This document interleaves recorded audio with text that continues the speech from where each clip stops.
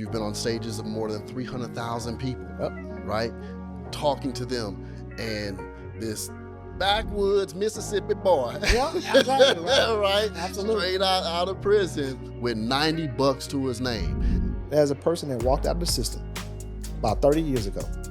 And now, despite all those problems, I'm now doing God's purpose for my life. So I have to deduce that God's grace was on you even in the midst of your daughter passing away. I had some issues with it. I had to go to grief counseling. As a matter of fact, I just got out of grief counseling this year. It took me a while to go, right? So I still was struggling with that. I was struggling with God. I questioned God many times. You were absorbing the identity of the slums, basically.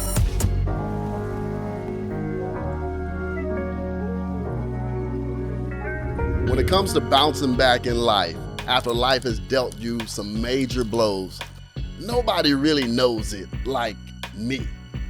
Except the guy that I have with me today. This guy is the king of bouncing back. He's bounced back in business. He's bounced back in relationships. He's bounced back with his family. He has bounced back financially.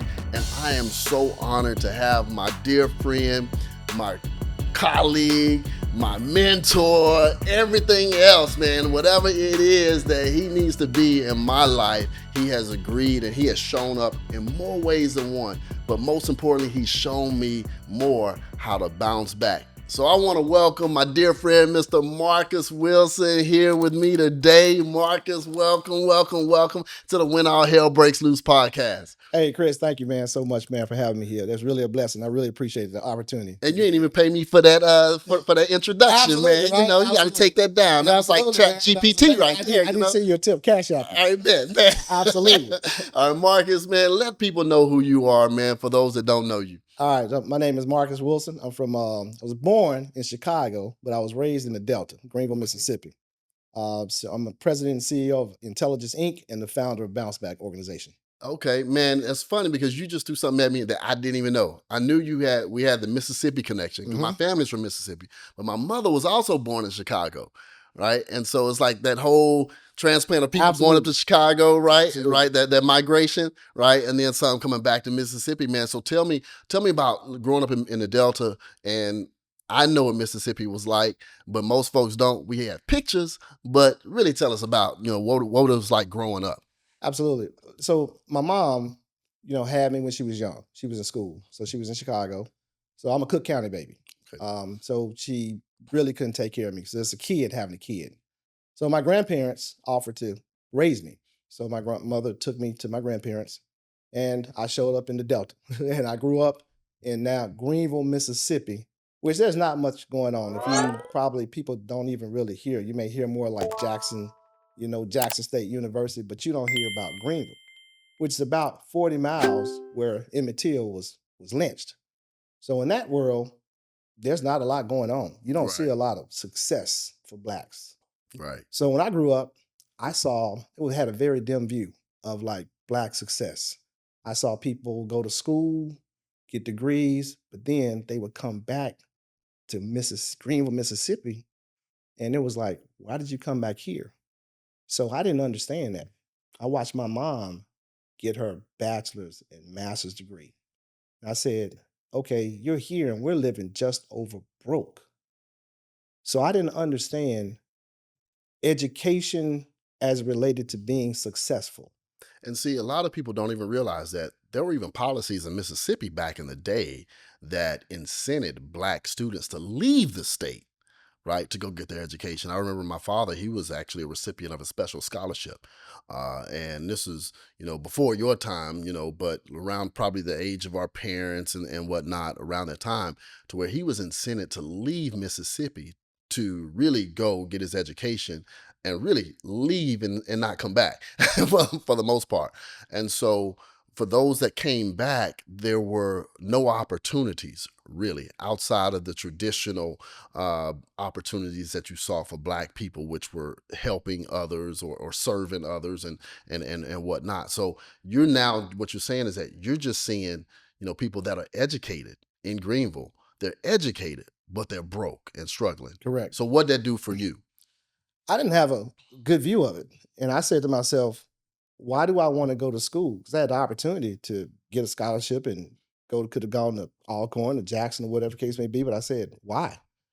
I'm gonna go spend time in school, get a degree. But then across the tracks, I saw, you know, unfortunately, I'm just gonna say white people. Mhm.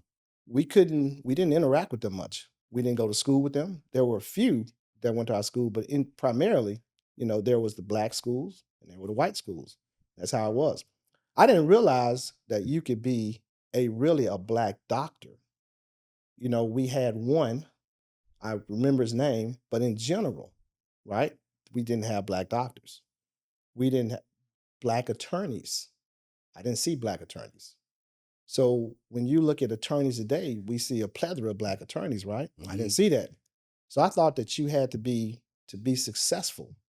White people got an opportunity to be this way, and then we had to be a certain way. So if we didn't get out of the place by going to athleticism or something like that, probably wasn't going to happen. So my view was we drove Cadillacs, right? Mhm. Brohams, Mhm. Lincolns, Stankin' Lankins, as they called it Yeah. back. You remember that? Yeah. But across the tracks, I would see a BMW or Mercedes. We didn't do that stuff. And there weren't that many in it. This is Mississippi, Yeah. right? So you just didn't see that where I was. Like in Atlanta, you can go to the poorest neighborhood Mhm. in Atlanta, but you're within 15 minutes of going to Buckhead. Right, right. So you could see a Bugatti Yeah. riding around, right? I didn't see that stuff when I was coming up. Man. So, well, first off, how different is it now? It's even worse. Yeah. I wish I could have some videos for you. The last time I went home, I mean, it was sad. Mhm. Boarded up houses. The casino is there, and Mm. it's like ruined the city to me. So to see the city now, it's in really bad shape. When Man. I tell you bad shape, bad shape. So you could either, when you were growing up, you could either be an athlete primarily, right? Or I mean, at that time, maybe entertainment, but you really didn't have entertainment like that, Nope. right? And I think Mm. one of the most famous athletes that came out of the Delta was what, Jerry Rice? Jerry Rice. Yeah, Jerry Absolutely. Rice. My mother Absolutely. loved Jerry Rice, Absolutely. right? Mississippi Valley State, right? Absolutely. Right down the street. Yeah. So you saw from an athletic standpoint, you had to be, and he was the best of the best. So you had to be in athletics to really get out. Or what was your option? Work for the post office, or work for the school system, or possibly work for like maybe the hospital, Mm-hmm. right? Because those were the pillars of the community back then. We don't have high rise. There were no high rise buildings. Right. There were no big businesses. There were no Amazon distribution shops. There was no Coke, right? There was no HP. There was the post office. Mm-hmm. There was the school system. There was the hospital system. So how did you get out? I went to the military. Okay. Well, I went to the military, served in the military 4 years, Air Force.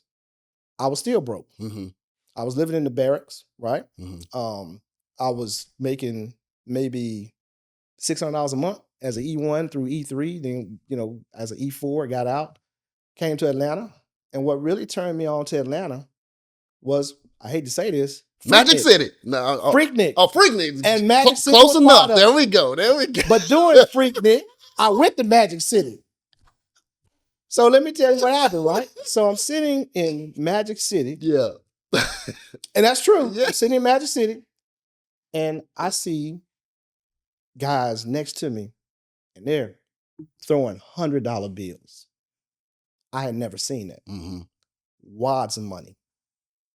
And they just throwing it, as they say, making it rain. Yeah.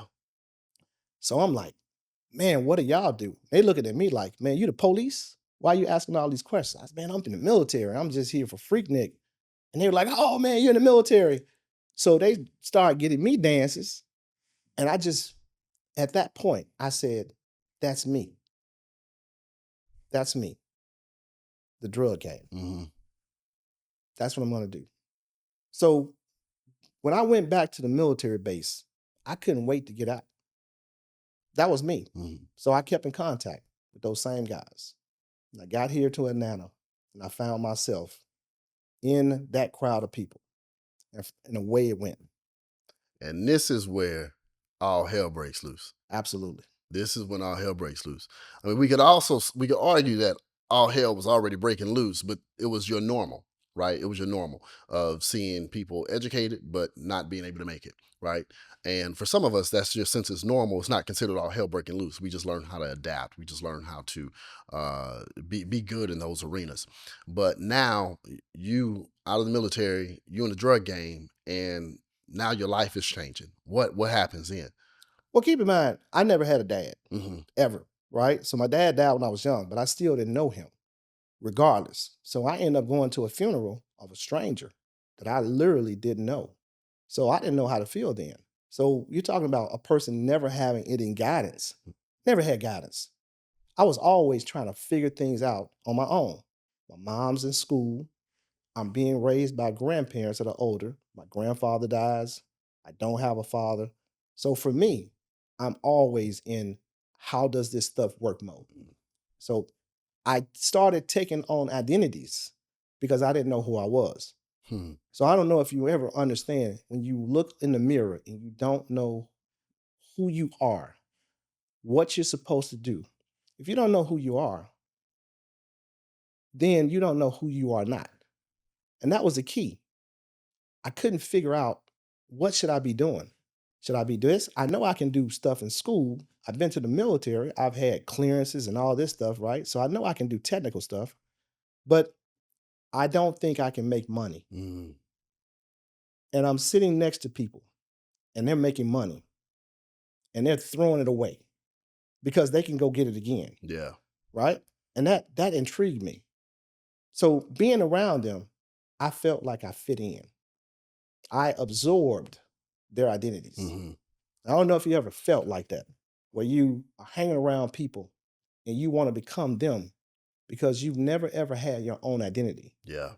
That was what I was going through. I had identity, I guess they call it identity crisis. Yeah. Man, that's a whole nother issue, man, that so many people, that myself included, I've had to go through, right? Not having the interaction with my dad, trying to figure it out, being in the midst of a certain environment, but sometimes absorbing their identity means survival, right? It's the difference between surviving or being ostracized and left out, or just left to the wolves, or being overtaken, right? Because in some environments, when I was growing up, I had certain things around me, but absorbing that identity was not just, it didn't just give me a sense of pride or of who I thought I was, but it also meant my survival. And so that's one of the things, the identity crisis is huge. So you're saying because you had an identity crisis, now I'm allowing these guys and this circle to really influence who I am and what I do. Right. So how does that play out? Well, you get involved, you get in trouble. Yeah. You got a couple of ways in and out, Yeah. right? They say it's either death in, death out, or Mhm. prison. Yeah. I went to prison. That was God's grace for my life. Hmm. Go to prison, let me calm you down. When I was in prison, keep in mind, I say to myself, okay, here's how I got caught. So remember, I'm in prison now, Georgia State Prison, and I'm around other people that's been locked up longer than me. And we're now figuring out, we're sharing information of how we got caught. Mm. So the game now is to get out, And right? not get caught. 7-year sentence, serve 5, right? Get out and do it better, Mm-hmm. Yep. right? But then this is where my daddies came in, right? I had dads in jail. Mm. God put dads in jail for me. And they said, hey, man, I've been in here all of my life, 30 years, 27 years, 33 years, 35 years. And these men said, you didn't come here for that. Wow. Get out of here and don't come back. Wow. And it changed my mind. So when I walked out, got out of prison, I had 90 books to my name on the books. I will never forget this. I was at Greyhound bus station for 2 days making phone calls to try to find a place to live. Because I get on day 3, if anybody knows you got to get out of prison, you got to report to the parole officer, Mm-hmm.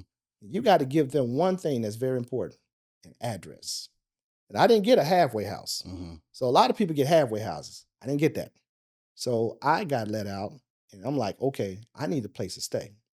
So one person, his name is Earl, took me in and put me in his basement and said, I'm going to help you get some certs.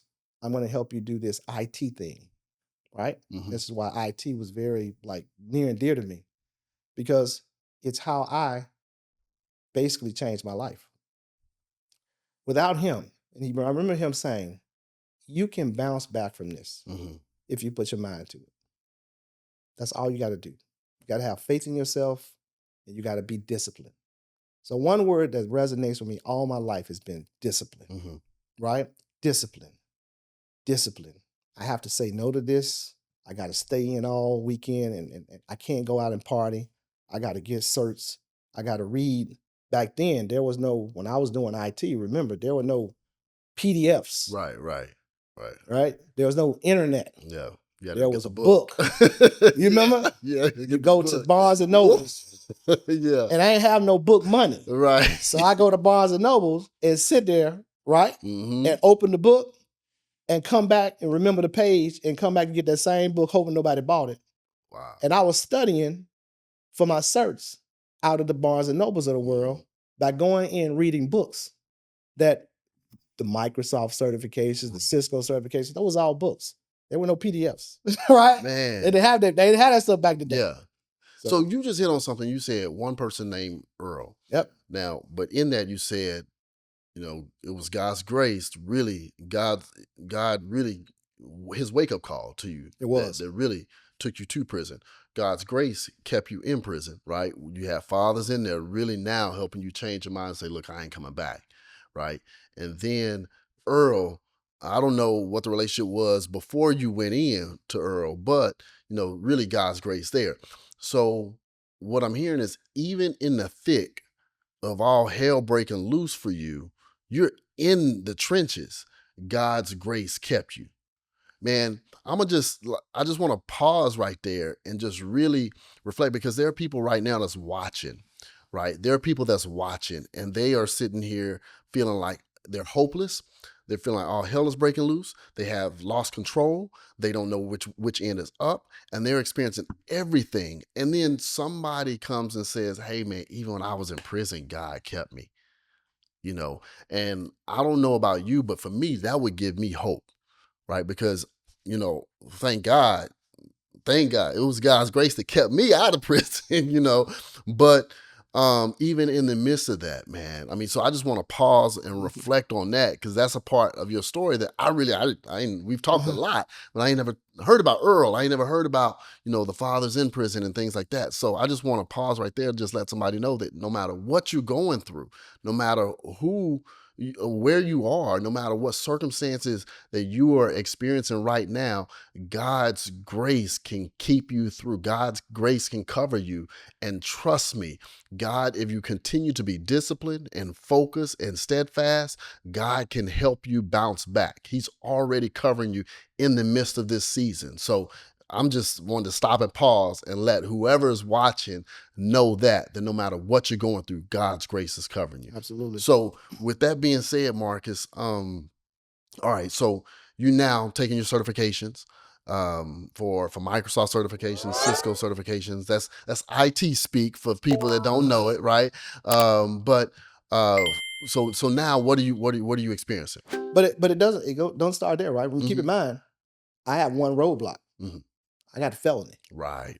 So I'm still doing my diligence, right? I'm in those books, but I still got the felony to deal with. So let me explain God's grace. I get on a temp service, right? And that's IBM, Global Services, working for NCR as a contractor. I'm a help desk person, okay? Probably then making about $12 an hour, which is pretty good back then. And all of a sudden, right, NCR gets bought out by AT&T. But I'm already a temp working on the help desk. So I get a permanent position with AT&T. Wow. So now I'm an AT&T employee. What did you not hear I went through? I did not go through a background check. check. Yep. That's God's grace. hmm Who else works at a job like that and doesn't get a background check? Wow. Think about it. Yeah. And here's what you start realizing when you think you're doing something. Because we have this thing. I did that. And I'm like, you didn't do that. Yeah. Yeah. So I'm really careful today about saying things like what I did. Mhm. I did this. I'm a self-made this. No, I'm not. God was like, remember when you were in prison, that was me Yeah. protecting you. Remember when you got that first job? That was me. Wow. That wasn't you. That was all me. Right? So I've had to be very careful as I walk and I'm helping people, right? hmm I always remember why I'm helping. Because your misery is always, always somebody else's ministry. Mm. And I know that Yeah. in my own life. As you get a chance to share with people, and I used to be like concerned. I ain't gonna tell anybody I've been to prison hmm because it'll make me look bad. But then people have told me, no, that's your story. Yeah. You're gonna bless somebody. You're gonna be able to change somebody's life by them knowing that they can go through prison and they can get out. They can build a company. They can recover their entire life and go on to have a life of purpose, Right. which I didn't even think I would have. And so you spoke on it briefly. You've been in prison. Now you've built a company. You had $90, That was it. right? Period. $90 To to my your name. name, Right. right? So you have $90, and now you build this big, this great company. I mean, I know what you do, right? You build this great IT company, multi-million-dollar firm. Mhm. You've been on stages of more than 300,000 people, Yep. right? Talking to them, and this backwoods Mississippi boy, Yeah, exactly, right? right? Absolutely. Straight out of prison with $90 to his name. That in of itself is an inspiration. So, and you've even helped me because you told me, like, man, to do what you want to do, you don't need no money. Right? Because I've come to you be like, Marcus, man, but what do I do if I ain't got no money? I ain't have no money. You know what I'm saying? I have So how did you come about doing that, building your company? What sparked that in you that, hey, I'm gonna just build my company? Well, I ain't gonna tell. Look, don't follow me. Yeah, Don't follow me, right? Trust me, don't follow me. I took everything that you can imagine. Mhm. The dirtiest jobs, running cable. Because remember, IT encompasses everything. It's like saying space, right? Right. So running cable from point A to point B. That's money. Mm-hmm. So I took it. And a lot of times I would be tagging along with somebody and they would a lot of times wouldn't even pay me. So I had these people that I'm working and tagging along because I'm now, I'm this guy, I've been in trouble and I'm just trying my best to get in where I fit in. Right. So I'm doing everything. Like, okay, you want me to carry the tool bag? I will. You want me to do this? Okay, I'm the first one there and the last one to leave every single time because I'm trying to reinstate myself, right? Mm-hmm. To say, hey, I'm trying to recover. I'm trying to get to the next level because I know what's back there. I've already been back there, right? I already know what's back there. I don't want to go back. Mm-hmm. So whatever I have to do to move forward, I'm trying to move forward. But then I'm still doing some stupid stuff. Drinking and driving. Mm-hmm. That was a DUI. That could have got me back in prison. Parole officer, grace of God, get a DUI, Mm-hmm. DeKalb County. And they're like, this could be a parole violation. Right. So I get called into the parole office and they say, hey, he said, I'm not going to lock you back up. You're doing good. That was stupid. Don't do it again. Hmm. But at the same time, I now have to go through something different. My mother dying. Mm. My mother has uterine cancer. And as I'm going through parole and I'm at the end, going towards the end of my parole, my mother gets sick. And now all of her organs are shutting down. So she's 48 years old. Wow. So I now got to go through that. So devastating. Mm-hmm. So that took me down. And now I'm spiraling out. Now I'm drinking every day, doing all kind of stuff. And it just gets worse. Mm-hmm. Right? And this So is after you already got the DUI? this out, yeah. It's out, and my mom, and I'm like, okay. And I'm just doing crazy stuff. Mhm. I just couldn't get it together. So me building a company was not about just building. I was still doing dumb stuff. Mhm. Okay. When I started really understanding to build the company was after 9/11. Mm. After 9/11 hit, everybody did background checks. Mhm. Everybody.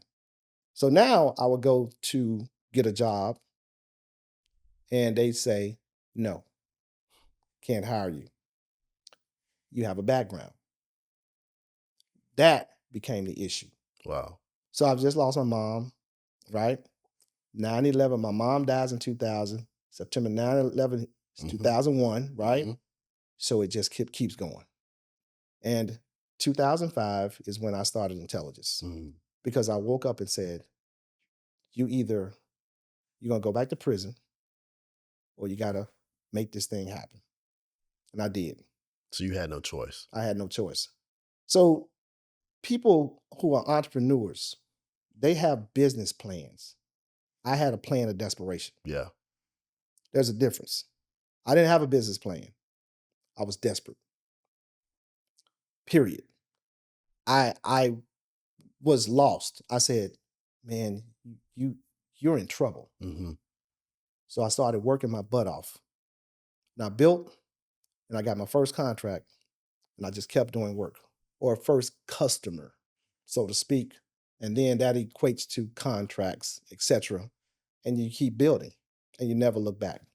So today, having as many, employees and contracts and building a multi-million dollar firm, I never look at it as, oh, I've done this great thing. I look at it as that's been God's grace for your life. Right. And intelligence has been my profit work, God's restoration for my life. Hmm. But bounce back, the nonprofit, that's God's purpose for my life. Wow. And I had to understand two different things. There is profit Mm-hmm. and there's perfect. You know what I'm saying? Yeah. There's purpose. Right. They don't have to be the same. Right. They can be different. Right. I can make money here, like John Hope Bryant says, you can do well and do good. Right. Right. So one, intelligence lets me do well, but I use it bounce back to do good. And sometimes people think that they have this idea of making it. Once I make it, everything will be all right. Right. But that's not been the case, right? You created your company out of necessity. Correct. It's either I gotta do it, right? Going back to prison, right? So, because you knew how to do that, right? You knew how to do that. But so out of necessity. And then you build this company, right? But it doesn't just stop there, right? You're still having to fight, take some blows and everything because your mother passed, and then you've also experienced some additional loss, right? And help us understand about how even in the midst of what people would deem success and making it, that you still experience some loss and how you continue to bounce back from that. Absolutely, Chris. But in 2022, my daughter died of a stroke. High blood pressure runs both sides of my family. And I didn't even see it coming. My mother didn't see it coming. We said, oh my God. So now I'm burying a 28-year-old. And I'm sitting there looking at her. I'm looking up at God saying, what in the world just went on? Yeah. And for anyone that has lost a child, it's devastating. Period. I lost my dad, lost my mom, but I never experienced that type of pain. Wow. Like somebody ripped something out of me when she died. And that's been the most brutal thing I've been through in my life. Prison wasn't worse than that. It just wasn't. Burying my child was the worst thing I've been through. Wow. And I don't wish that on anybody. Right. Right. But you still continue to push forward, and now you have bounced back to where you're helping other people really bounce back from whatever hell they've been through, primarily in the prison system. So, let's talk about that, because now you get into purpose. Okay. Profitability. Okay. Yeah. Your company is doing great. We making it, we making money. You're not making it rain in Magic City no more. Okay. All right. But you could if you want to, right? But But now My wife will kill me. yeah. Right. So now you got all of that. Now you're moving into something that's just so much. I know your heart behind this, right? So help understand. You've spoken about bounce back, but what is bounce back? Bounce back is my way, Mm-hmm. God's purpose for my life of restoring justice impacted Black men. Mm-hmm. Justice impacted today is the word we use for ex-felons, right? Because we're trying to get the negative part of ex-felon away. So now the word is, it's justice impacted.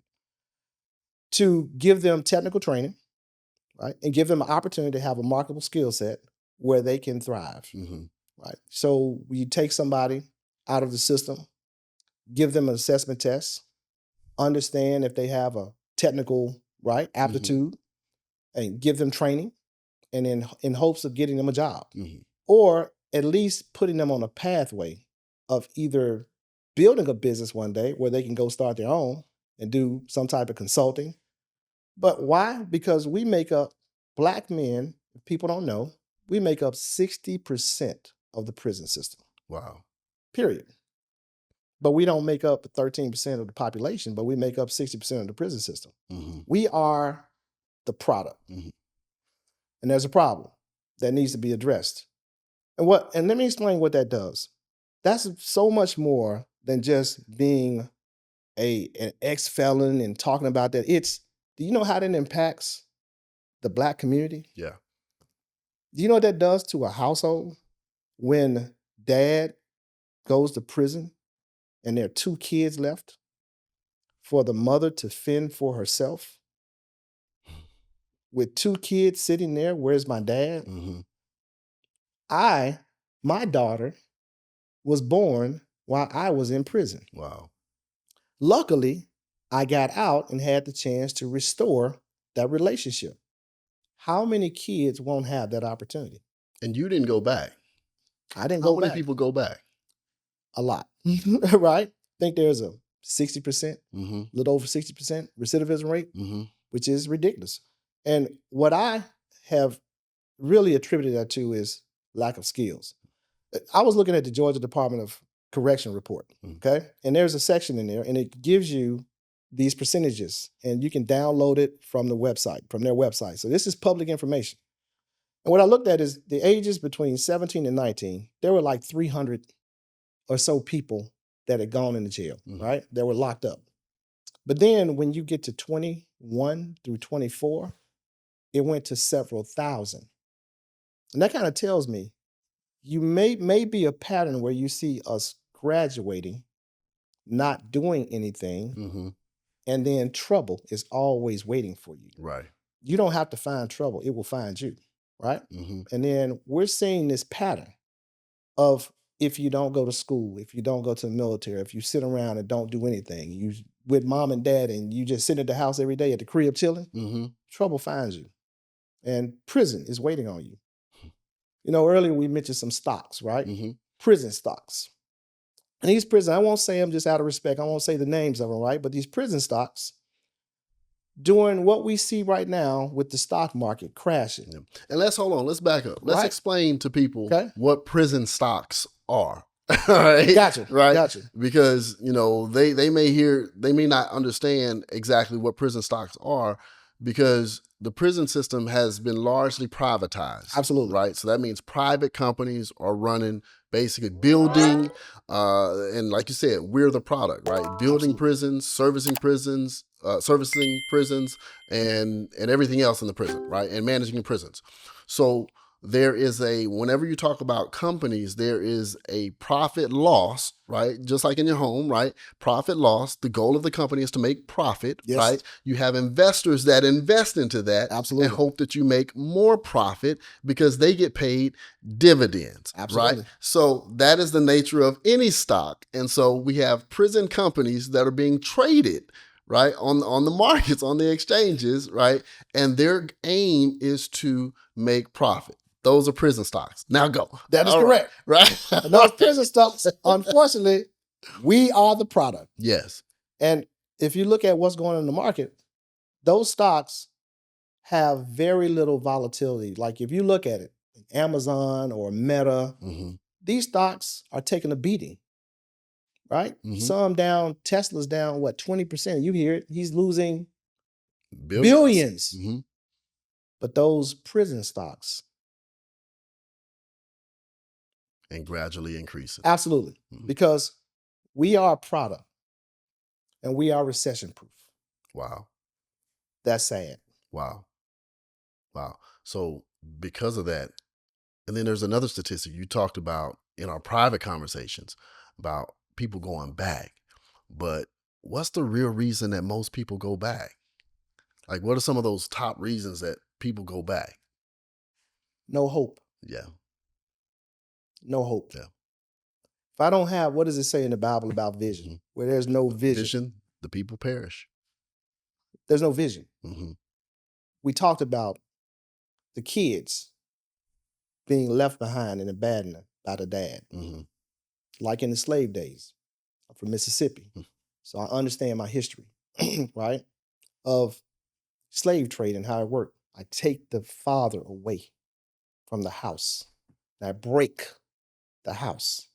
That's what's going on today, Yeah. right? I take the father away and I break the house. So I abandon those two kids, and those two kids are left with the parents to fend for herself. The mother is a single mother trying to figure things out and raise, especially if it's a man. Yeah. She's trying to figure out how to raise this young man. She doesn't always get it right. She gives him everything, all the love you can, but the man needs a man in their life to help them understand and navigate. That's why God allowed, we need two parents, right? Mhm. Made both. So those are major problems in our community that we need to fix. And we need to help do our part. Because some people, they say second chance programs. Mm-hmm. Some people didn't have a first chance. So you mean to tell me if your mother's on crack, your dad's in prison, are you telling me this is a second chance for you, or Right. is this a first chance for Right. you? So getting those guys, and I talk to them all the time. I'm sitting there having conversations. Like, they're like, man, my mom, I'm a foster kid. Mm-hmm. I was in foster care all my life. I was moved around from house to house. They're burglary, simple charges, right? Trying to sell drugs. They're just trying to Make figure it. out how to make it. Yeah. They're not trying to hurt people. Mhm. They're trying to figure out how to make it. And there's a difference between people who are just violent, like they just want to cause and wreak havoc. That's not the typical case. That's the movies. That's TV. The typical person gets out of there and they're trying to figure out how in the world now do I figure out my life? What's life after prison look like? Wow. Marcus, you've said a lot. And you talked about identity, your identity crisis coming on, and that's what led to this. And when you talk about removing the father out of the home, and I often tell people, I said, the identity comes from the father, right? Whether it's male or female, the identity comes from the father. You don't see my little girls don't have somebody else's last name, you know, and so regardless, and even spiritually, the identity comes from the father, regardless of a circumstance, whatever. So I try to teach my kids that no matter where you are.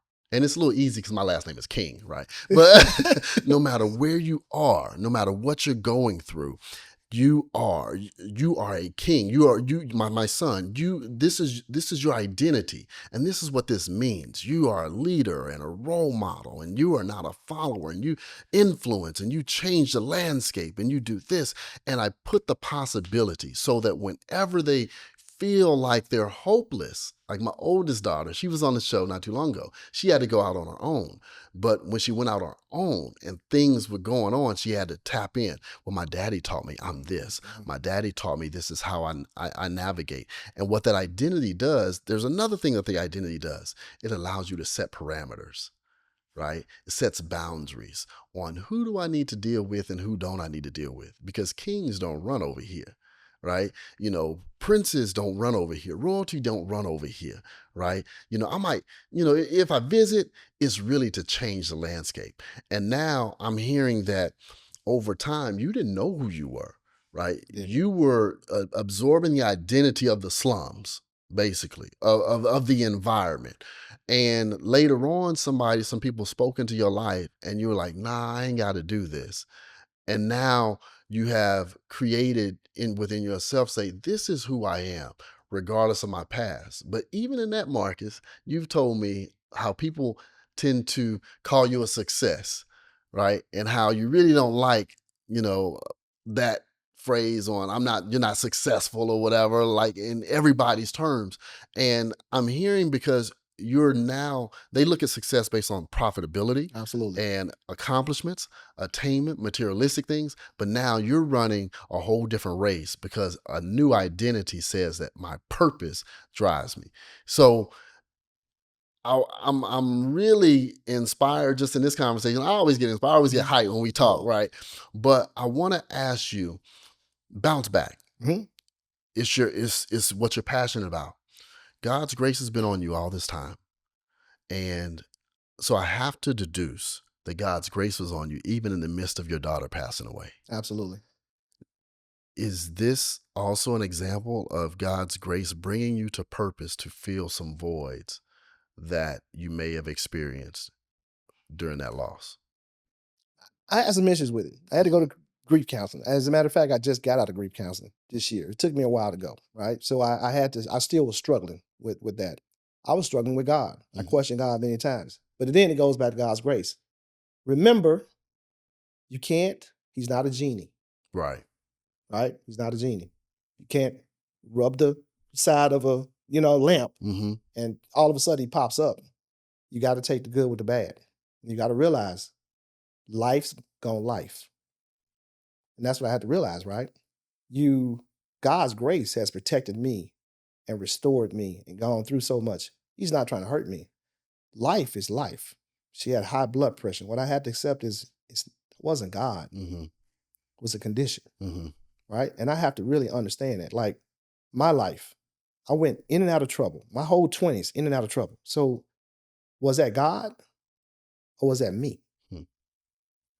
And a lot of times we point the finger at something, but we don't realize that 3 point back. So a lot of times I've had to learn if I've gone through things, was it the enemy or the inner me? Right. And I had to Right. learn those things the hard way, the tough way. I have to look in the mirror when I make a mistake. I look in the mirror, and the way I feel like how I've recovered and why I'm able to do the things I do today is because I've always owned up to the things that I did. Here's the fact: you never see me running around talking about how successful I am, right? Mm-hmm. Because I don't care about stuff like that. I made a ton of mistakes. So if you call success being making mistakes and then fighting through them to recover from them, then I will take that version of success. But a lot of people look at material stuff and they see success, but they don't see how the movie started. They see the end of the movie. You ain't see the story how it started. Yeah. So you before you look at that car or look at something from somebody, get the background first because you don't know what they went through to get whatever that thing is you just looked at Mm-hmm. as they riding by, or this sparkling things or this thing on them 22s. Yeah. You don't know what they went through in a house or whatever. You don't. So I always like to pull back the layers of the onion and say, hey, what do you do? What did it take you to get there? Yeah. Never make any assumptions down. Yeah. Right. So I don't think about success like that. I don't measure success as stuff. And that's important. There are two more questions I want to ask you. That I hadn't asked you before. But one of them I think I have. But this one I really want to ask you. Who are you now? Who am I now? Yeah. Who are you now? Who am I? A person that's been through hell, Mm-hmm. but now that focuses on my purpose. And my purpose is to do as much as I can to fulfill God's grace for my life. And that's to help people. I believe I'm put here to help people. Mm-hmm. And everybody has their lane, right? Yeah. And I believe that everything I've been through, the way I'm built, the way I think, the way that I understand and deal with problems, I believe all those things mold me into who I am today. Mm. And as a person that walked out of the system about 30 years ago, and now, despite all those problems, I'm now doing God's purpose for my life. Yeah. That's who I am, right? Yeah. I'm purpose driven. Mm-hmm. I don't look at, like right now, my business and the nonprofit, they are all about purpose. I use them together. They tie in together. They're joined at the hip. It's not just one is doing this. I use the resources from intelligence. Getting on the stage with Microsoft. Think about who gets on the stage at Microsoft with 300,000 people and talks about bounce back and talks about going to prison and how we can change lives, right? How intelligence helps me hire people and that I can say now yes to somebody and hire them when another company would say no, Mm-hmm. like they did me. So I have an opportunity now to do what other companies didn't do. Like, oh, it's no, I can say yes. So running this business, that to me is part of the divine plan for purpose work. Yeah. So actually, I'm throwing in another question. I said Mhm. two. I'm throwing in another. So for people that you find in that position or may find themselves in similar positions, right? What advice would you give them? What would you tell them? Because you've dropped a lot of things on what you've done, and man, we got to come back and have some of these conversations because you know how we talk. But what would you give them, like to say, hey, you find yourself in these positions, you too can bounce back, right? And what would you say? No storm lasts forever. And I remind myself of that today. So that's not a cliche thing. So Mhm. I'm not sitting here giving you a commercial, right? I'm not saying it for advertising purposes. I'm saying the other day, remember it was raining, it was pouring down, right? I mean, pouring down. Mhm. And then 2 days later, it's beautiful outside today, Right. right? There's not a cloud in the sky. That's life. Yeah. So just because you're down right now, that doesn't mean that you can't change. Mhm. That doesn't mean that that storm, the last, they tell me that three people, right? There are three types of people. There's people in a storm, people that's going in a storm, or people that's coming out. Mhm. Which phase are you? Right. But in no situation is that storm forever, right? There are phases. And I've just learned that no storm lasts forever. So I know that life's gonna life. Mhm. I expect things to happen. I didn't tell you I was an optimist or a pessimist. I think I'm a realist. Mhm. I sit in the middle. Being a realist means that things are going to happen. Good things are going to happen. Bad things are going to happen because we live on earth Mhm. and it is what it is. So that's the mentality I take today, Mhm. right? So if you're going through something, it's not forever. Don't let it define you, right? A lot of times you may look at something in the mirror, you just need to make some choices, right? I choose. I can stay in the storm or I can choose to work my butt off to get out of it. Yeah. But you It's got to just do the work. you got to do some work. Mhm. You ain't, it's nothing gonna just magically happen. Again, I think that some people just think that it's just a genie. No, it doesn't work that way, right? It's Mhm. work. You got to put in the work. Man. Period. Yeah. Yeah. And a lot of people, I'm sorry, I got to say this, when you keep going to the genie thing, uh this is just a child in me. I don't know if you remember Pee Wee's Playhouse, Yeah. and they used to be like "Mecca like a high, Mecca hiney ho." I keep hearing that when you say the genie thing, and I'm sitting there, and my mind went somewhere to where, as a kid, right? I would watch these shows, Pee Wee's Playhouse. I would watch Bewitched or I Dream of Jeannie when she would just do this, or Bewitched when she would twinkle her nose, and those types of things, and you just expect something to happen. Absolutely. And in that sense, as a kid, we sort of expect miraculous things to happen, and we take that and we attribute that to God, right? And how he works. But oftentimes, you know, when I hear your story, I think about how God works too, because oftentimes he works through people. But a lot of times we can't experience the grace of God because we're not doing the work that leads us to the people that God has established to help us along the way. For example, Earl, right? Had you not been determined to go out there and find, hey, an address and somewhere and keep knocking on doors or whatever, you may not have been able to get to Earl. Had you just decided to say, well, look, I'm already planning on how to do this thing and do it better and start making your lick, that'd have been different. Right. But you put in the work, you kept going. Had you not decided to keep going and get your certifications and create your own company, then you may not have been in a position, because I know people helped you along that way, Absolutely. right? You may not have been in position to meet those people. Had you decided to just stop and not do the work, then you would not have been in position to experience God's grace. And I often tell people it's like God's grace is like a rushing river, right? But so many people just sit and they're stagnant. They want the little genie approach. And so, therefore, all they experience is the dripping faucet. And so, with that, you position yourself by doing the work to receive through the people that God has appointed and ordained to help you along the way, for you to receive that help that helps you bounce back and get out of where you currently are. So I just took what you said about doing the work, and my mind is like, just goes make it like a high, make a high hell genie, and then it just all that other stuff. So I just gave y'all a glimpse to how my mind works like that. But I appreciate that so much, man. So, you got to do the work. Anything else you want to say to the people? I like the analogy Mm-hmm. for life, for what I've done, is GPS. If you look on the Bounce Back website, Mm-hmm. it talks about GPS. What does GPS do? If you go to Maps right now, what does it do? Give you directions. Not until you put an address in. Exactly. Until you put an address in, it just blinks. Mm-hmm. It tells you where you are, which means until you do something and put an address, the vision, nothing's going to happen. Man, that's good.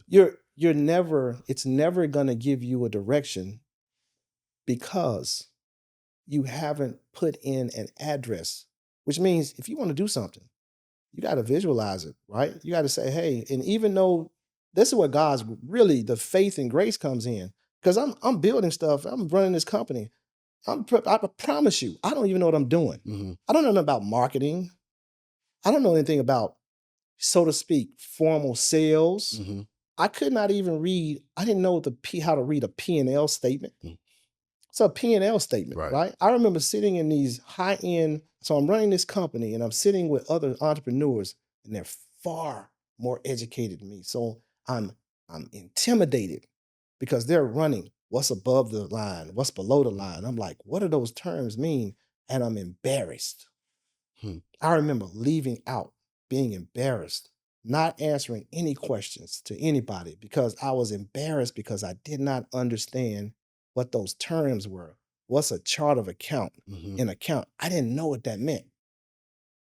Man. Because I'm just this ex-felon guy that's done built something that he didn't even know what he was building. And now I'm getting called to the table. Oh, let's look at your financials. I got QuickBooks. Mm-hmm. I don't know how to read it. I got a CPA giving me reports. I don't even know how to read the reports.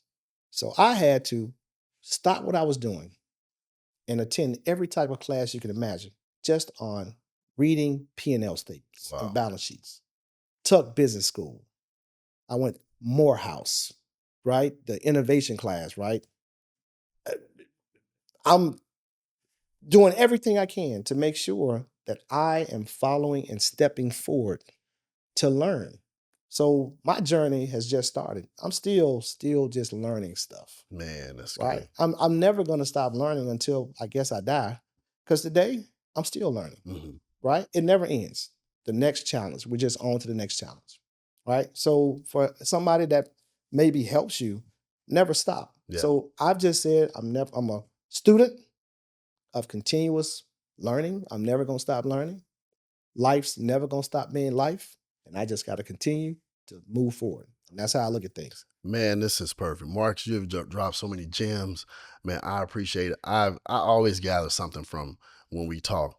And I always hope that it's a bi-directional relationship, Absolutely. right? So Same here. So I always feel like, you're giving me so much, and I just pray that I can just give you just a fraction, at least a fraction of what you've given me over these. And I want to say something about you and who you are. Since I met you, well, you mentioned that connection, right? You've always been positive.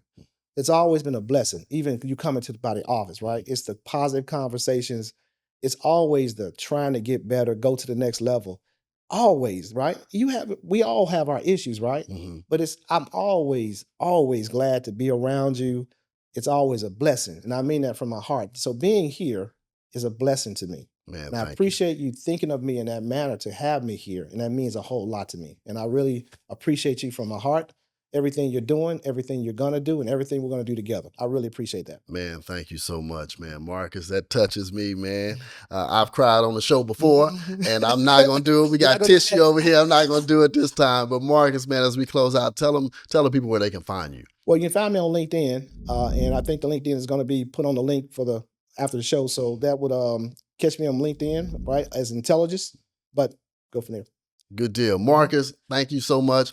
And for everybody that has been watching, that's been listening, we've dropped some gems. It doesn't matter what circumstance you're in. We have witnessed right now somebody firsthand, not just me telling you, but somebody firsthand that has done the work. He's gone through hell and back, prison and out. He has built his company and now he's building for purpose and he's not stopping. He's continuing to grow. So I want to encourage you, do the work. Get people around you that will support you. Continue to do the work and understand that wherever you are is not who you are. We may start one place, but God has a place for us that's far better than we can ever imagine. So I want to encourage you, go out there, tell your friends, tell your neighbors, even tell your enemies, but tell them with love to come check us out on the When All Hell Breaks Loose podcast, because life is worth living and so are you. Now, for those of you that want to partner with us within the When All Hell Breaks Loose podcast, we are seeking out partnerships. Get your business shouted out. We will give you discounts on live events that we have and so much. So we have so much planned for this season and beyond, because we are truly blessing people and giving practical advice on how to succeed in life's toughest storms. So if you're interested, go out to the website, click sponsorships, and partner with us. And there's no minimum, no maximum either. So hey, you can make it rain over here. You know, don't go to Magic City, bring it over here. So you can make it rain over here, help us support and bring out quality content on the When All Hell Breaks Loose podcast. I'm your boy Chris King. I love y'all. Be blessed.